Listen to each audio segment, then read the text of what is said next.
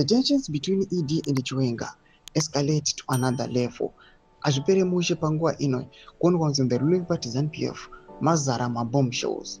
Panguva ino kuri kuonekwa kunzi aiwa panapa kwakuchidzwa kuenda nete manje ukalenga-lenga unosara. Panguva ino zviratidza kuti the ruling party ZANU-PF angova mafireworks oga panhau yethe 2030 plan yemutungamiri wenyika nekudismissiwa kwema-2028 elections. Azvipere mushe panguva inoyi on Monday they were celebrating the birthday bash aiwa yethe mutapa yapresident ED Mnangagwa, but panguva inoyi soon after the birthday vakatongosangana vakaona VP Constantino Chiwenga vakachaja. Sanapinda mashoko ari kuda panguva inoyi achinyorwa ndokuba subscribe wala yakati on the bell yakuti mina mbimbisa mudanyura chiti tension between ED and Chiwenga escalate to another level.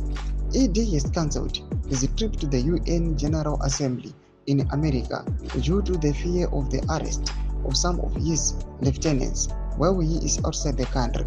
It is reported that VP Chiwenga questioned Zimbabwe's state security minister Lakubo Matuki, asking him where he had been during the liberation struggle since he was born in 1962.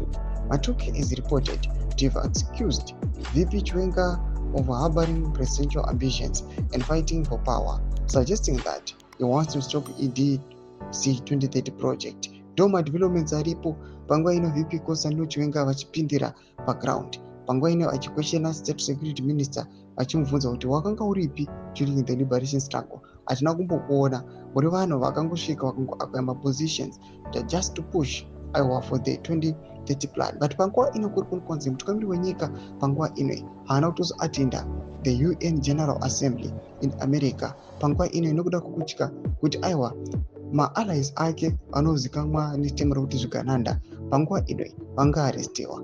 Iye mutungamiri wenyika aenda kuAmerica ku UN General Assembly and panguva ino zvazvamufosa kuti aiwa abva asnapa the event. Mashoko ari kuda panguva ino kuonekwa kunzi aiwa Chiwenga muhombe, Chiwenga akonzeresa chaos, Chiwenga akonzeresa drama chero the ruling party ZANU-PF.